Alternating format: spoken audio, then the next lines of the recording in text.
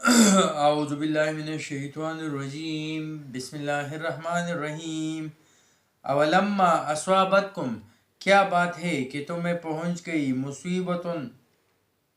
مصیبت قد اصبتم، جو تم پہنچا چکے ہو، مثلہا، اس کے دوچند۔ یہاں پر بات ہو رہی ہے جنگ احد میں نقصان کی، تو نقصان تو جنگ احد میں جو اہل اسلام کو پہنچی اس سے دوچند تو اہل مکہ کو بدر میں پہنچی تھی، جب ان کے جب ان کے 70 مارے گئے اور 70 ان کے قیدی بنائے گئے۔ قلتم، تو آپ نے کہا، تو یہ کہنے لگے، ان ھذا، کہ یہ کہاں سے آ گئی۔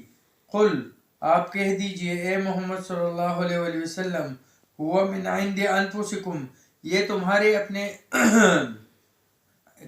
یہ خود تمہاری طرف سے ہے۔ خود تمہاری طرف سے کیسے؟ جب تم نے وہاں پر درہ کو خالی چھوڑا اور جس کی تاکید کی گئی تھی کہ تم نے کسی حال میں بھی اس درے کو نہیں چھوڑنا۔ ان اللہ علی کل شیء قدیر، اللہ تعالیٰ ہر چیز پر، بے شک اللہ تعالیٰ ہر چیز پر قدرت رکھنے والا ہے۔ وما اصابکم یوم التقى الجمعان، اور جو پہنچی تمہیں مٹ بھیڑ کے دن، فبإذن اللہ، پس وہ اللہ تعالیٰ کے حکم سے تھا، ولیعلم المؤمنین، تاکہ وہ اللہ تعالیٰ جان لے مومنوں کو، ولیعلم الذین، اور تاکہ جان لے اللہ تعالیٰ ان لوگوں کو، نافقوا، جو منافق ہے، وقیل لہم، اور انہیں کہا گیا، اور یعنی احد میں تمہیں جو کچھ نقصان پہنچا وہ اللہ کے حکم سے ہی پہنچا، تاکہ آئندہ تم اطاعت رسول کا کما حق اہتمام کرو۔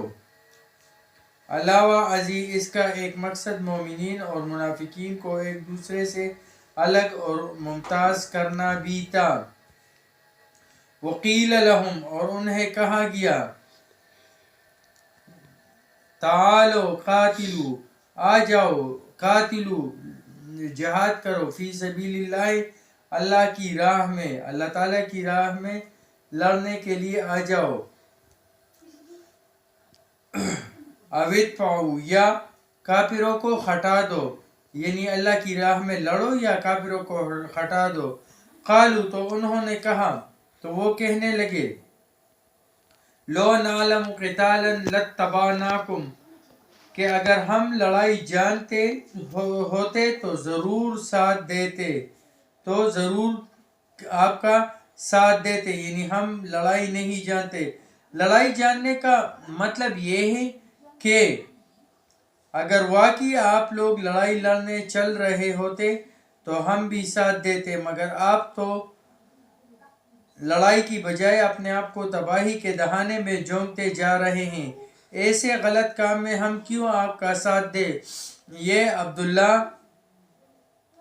بن ابی اور ان کے ساتھیوں نے اس لیے کہا کہ ان کی بات نہیں مانی گئی، اور اس وقت کہا جب وہ مقام شوط پر پہنچ کر واپس ہو رہے تھے، اور عبداللہ بن حرام انصاری رضی اللہ تعالیٰ عنہ انہیں سمجھا بجھا کر شریک جنگ کرنے کی کوشش کر رہے تھے، اور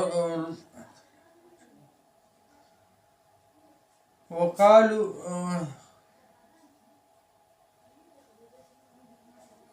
ہم للکفر، وہ کفر کے، یومئذ، اس دن، اقرب، قریب تھے، منہم، للایمان، ایمان سے، یعنی وہ منافقت کے وجہ سے کفر کے قریب تھے، ایمان سے دور۔ یقولون بافواہہم، وہ کہتے تھے اپنی زبانوں سے، ما لیس فی قلوبہم، جو ان کے دل میں نہیں تھا۔ یعنی یہاں پر جو انہوں نے کہا کہ ہماری بات نہیں مانی گئی، یہ تو ایک بہانہ بنایا اصل میں وہ کرنا کیا چاہتے تھے؟ وہ اہل اسلام اور حضرت محمد صلی اللہ علیہ وآلہ وسلم کو کمزور کرنا چاہتے تھے، اور وہ اپنا مقصد حاصل کرنا چاہتے تھے، وہ مشرکین کے مددگار تھے۔ واللہ اعلم بما یکتمون، اور اللہ تعالیٰ ہی جانتا ہے جو وہ چھپا رہے تھے، جو وہ چھپا رہے تھے اللہ تعالیٰ ہی اس کو جانتا تھا۔